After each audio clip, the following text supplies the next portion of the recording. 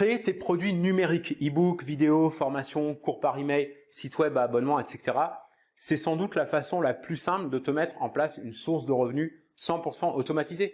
Même si tu as choisi un modèle de business en ligne qui n'implique pas à la base de créer ton propre produit. Par exemple, si ton truc c'est l'affiliation, parce que ça te permet de faire la promo de produits que tu n'as pas besoin de créer par toi-même, ça reste quand même une bonne idée de créer ton propre produit numérique pour avoir une valeur en plus par rapport aux autres affiliés, pour mieux te positionner sur ton marché, pour vendre aussi ta propre expertise et obtenir une audience plus importante. Idem, si tu fais du e-commerce, du dropshipping, tu peux créer un guide avec des recommandations par rapport au type de produit que tu vends, des recommandations complémentaires sur les produits pour mieux utiliser les produits que tu vends dans ta ou tes boutiques. Bref, il y a d'autres exemples qui sont valables même quand on vend des services parce que ça te permet d'asseoir ton expertise et d'ajouter une valeur en plus que la plupart des acteurs de ton marché n'apportent pas. Quoi qu'il en soit, dans cette vidéo, on va voir exactement quelles sont les étapes à suivre dans le bon ordre pour transformer une idée en produit numérique qui vend, sans se prendre la tête, depuis la simple idée jusqu'au lancement. Ça te dit d'en savoir plus? Alors surtout, lâche pas la suite.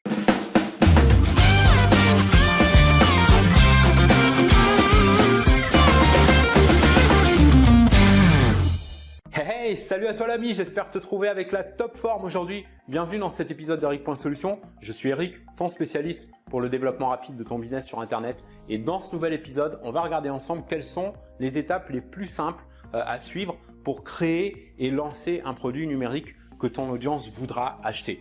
Parce que je vois beaucoup, tu vois, de collègues entrepreneurs web, soit qui se lancent et qui savent pas trop par où commencer et dans quelle direction aller, soit qui sont déjà lancés depuis plus ou moins longtemps, mais qui manquent parfois, tu vois, de repères pour créer des produits qui se vendent bien.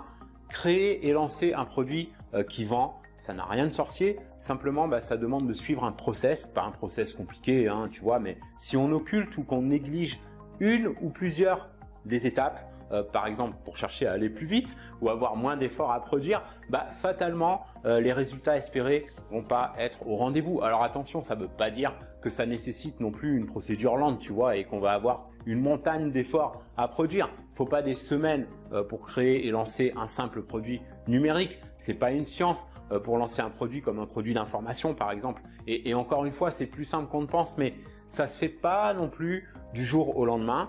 Il faut un minimum d'effort et d'engagement dans ce qu'on fait si on veut en faire un succès. Bref, la toute première étape que tu vas vouloir suivre, c'est de lister tes idées immédiatement dès qu'elles te viennent et au fur et à mesure qu'elles te viennent. Sur un support comme Evernote par exemple, qui est une application gratuite, facile à trouver via une recherche Google, hein, parce que souvent, tu vois, quand on a une ou plusieurs idées qui viennent comme ça, on a tendance à penser qu'elles restent figées quelque part dans la tête et qu'on peut y revenir plus tard. Bien souvent, tu l'as peut-être déjà remarqué d'ailleurs, c'est pas le cas. Et même si c'est le cas, le fait de les lister sur un support, ça va te permettre trois choses. 1, de libérer ta mémoire pour laisser l'espace à d'autres choses. 2, de donner concrètement naissance à tes idées. Et 3, d'en générer des nouvelles parce qu'au fur et à mesure que tu les listes, en lisant ce que tu notes, tu vas avoir d'autres idées complémentaires qui vont surgir, comme par exemple des sous-catégories, des rubriques, etc. Maintenant, si tu es en panne d'idées, pense à un ou plusieurs domaines qui te passionnent et dans lesquels tu as de l'expertise. Il y a 2-3 autres techniques pour générer de l'inspiration que je donnais dans une ancienne vidéo de la chaîne avec 7 moyens pour booster sa créativité. Je te mettrai le lien en description et dans le i comme info. Alors, quand tu listes tes idées, classe-les bien par domaine ou sujet. Ça va te faciliter la deuxième étape qui est l'étape de validation. Tu vas sélectionner une idée, celle qui te semble répondre le plus à un besoin et apporter une ou plusieurs solutions à un problème que beaucoup de personnes rencontrent. L'essentiel, c'est de t'assurer qu'il y a vraiment une audience derrière, histoire de ne pas perdre ton temps à lancer un produit qui va traiter d'un sujet qui intéresse personne ou alors trop peu de monde pour que ça vaille la peine de mettre ta solution sur le marché. Pour ça, tu vas faire une simple analyse en quelques clics.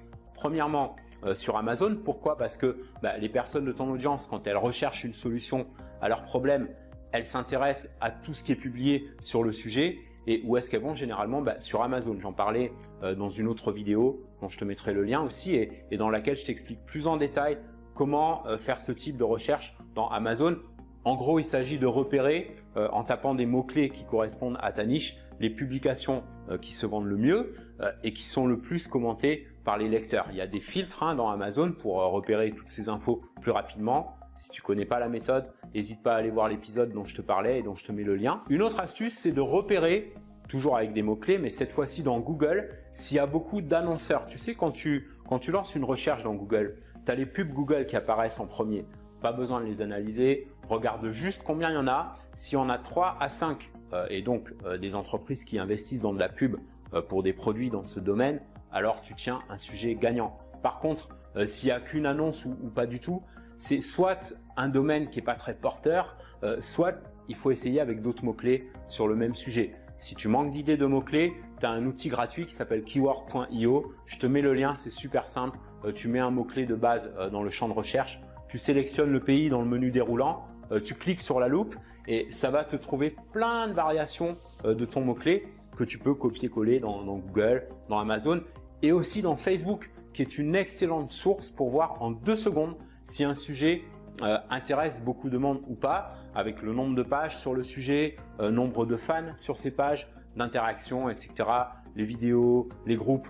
Bref, s'il y en a beaucoup, s'il y a beaucoup de contenu sur ces sujets-là dans Facebook, ça confirme aussi que c'est un sujet qui passionne beaucoup de monde.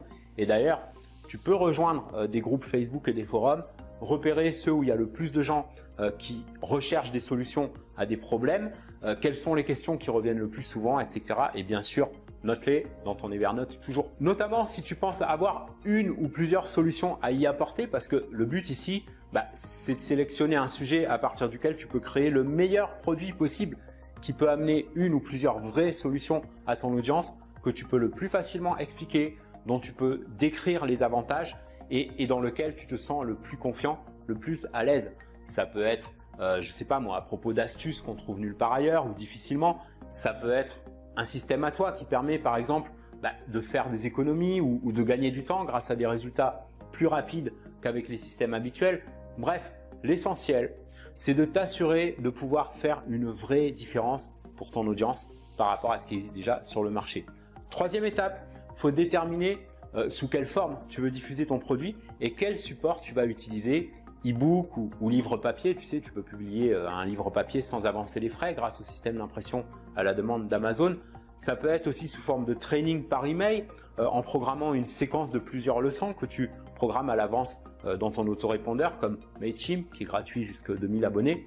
Ça peut être sous forme de programme audio ou bien vidéo. Alors pas forcément des vidéos où tu te montres, mais en filmant ton écran par exemple, en faisant défiler, tu sais, des diapos PowerPoint que tu commentes. Tu peux aussi diffuser ton produit sous plusieurs de ces formes, avec une version e-book, une version audio, une version vidéo, etc. Pourquoi pas en série de plusieurs vidéos ou audio de 10-15 minutes chaque et choisir comment tu vas les diffuser. Par email ou via ton site web, à travers un espace membre. Il y a plein d'outils pour ça. Avec quelques recherches, tu peux trouver plein de ressources sur le web pour héberger et diffuser tes contenus. Je vais revenir là-dessus. Alors, petite parenthèse, pour mettre tout ça à plat, sans te perdre, ce que je te recommande de faire, c'est d'utiliser un outil comme Xmind qui est totalement gratuit. Il y a une version payante, mais elle ne va pas nous servir à grand chose ici.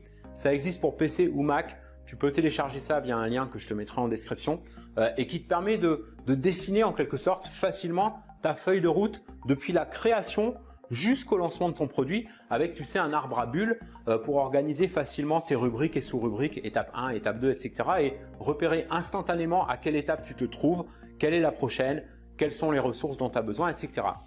Quatrième étape, c'est la structure de ton produit, son sommaire si tu préfères, avec ton intro, tes rubriques, etc.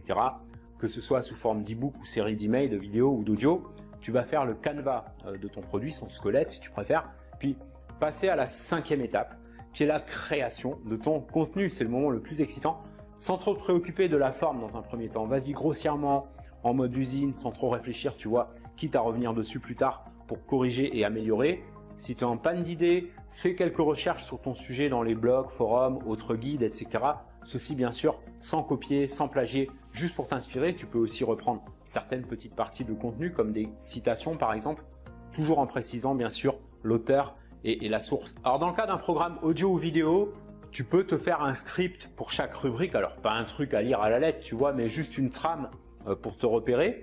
Et une fois terminé, revois ton contenu, relis-le ou réécoute-le, revois-le, ajoute des trucs si besoin, corrige les erreurs s'il y en a, améliore ce que tu penses être améliorable comme la mise en forme, etc. Et tu peux passer à la 6e étape qui est la mise en forme finale, la présentation. Si c'est un e-book, il te faut une couverture que tu peux faire pour pas cher via des sites de freelancers comme Fiverr.com ou si tu as des talents artistiques, via Photoshop ou un outil en ligne gratuit comme Canva.com.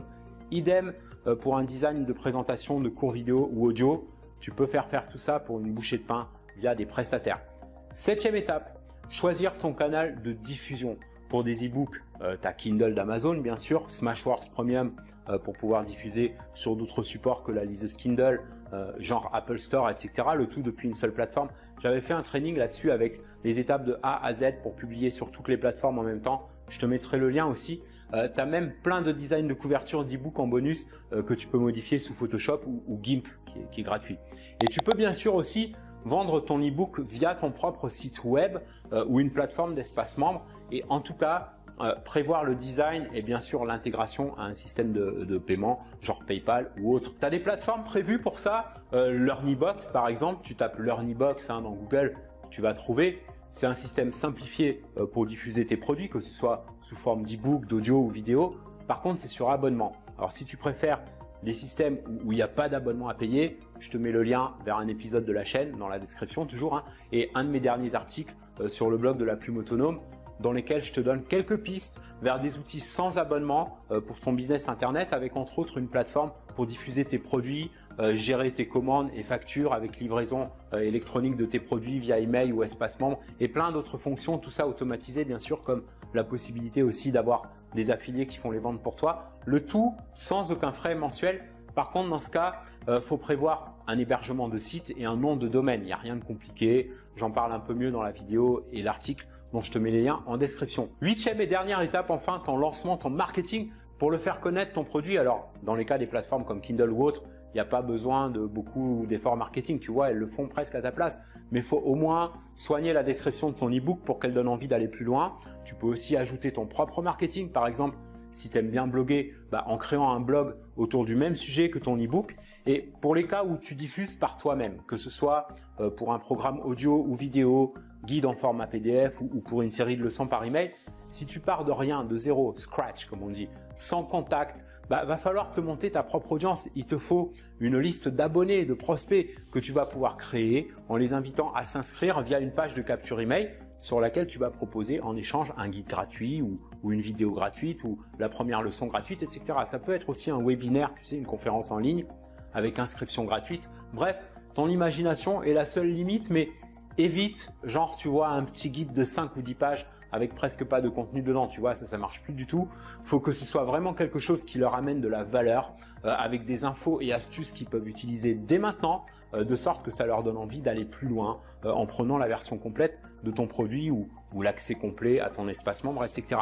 Il y a plusieurs moyens de diffuser ta page de capture. Il y a la publicité Google, Facebook ou autre, mais il y a aussi des méthodes gratuites pour créer facilement tes premières listes. Je t'en donne 4 dans une ancienne vidéo de la chaîne, dont je te mets aussi le lien bien sûr dans la description. Je te mets aussi un lien vers mon outil pour créer facilement tes pages de capture et de vente en quelques minutes, juste au cas où tu n'as pas encore ce type de ressources sous la main. Tout ça est en description, je pense avoir fait le tour. Alors bien sûr, c'est pas un training complet ici, tu vois, sur le sujet, mais comme tu as vu, on a parlé de ressources externes qui peuvent t'aider à approfondir tout ça. Ce que je voulais surtout ici pour toi, c'est te donner les bases et un résumé des étapes dans le bon ordre pour t'aider à créer et lancer ton propre produit numérique sans prise de tête et en mettant toutes les meilleures chances de ton côté pour faire de ton prochain lancement un vrai succès. S'il y a d'autres aspects que j'ai oublié d'évoquer ici, tu vois, ou que tu as d'autres idées à toi, n'hésite surtout pas à les communiquer en commentaire. Ça peut aider d'autres collègues entrepreneurs qui viennent sur cette chaîne. Si cette vidéo a pu t'inspirer pour lancer ton tout premier produit ou optimiser ta stratégie pour tes prochains lancements, alors tu peux me mettre un beau pouce bleu et surtout partager cet épisode avec un max de tes amis et collègues entrepreneurs qui cherchent à lancer ou mieux développer leur business 100% Internet. Merci pour avoir suivi cette vidéo. Je te kiffe. Si tu kiffes cette chaîne, pense à t'abonner si ce n'est pas encore fait. On se retrouve dans le prochain épisode. En attendant, prends soin de toi et fais une différence dans ton business et dans ta vie aujourd'hui.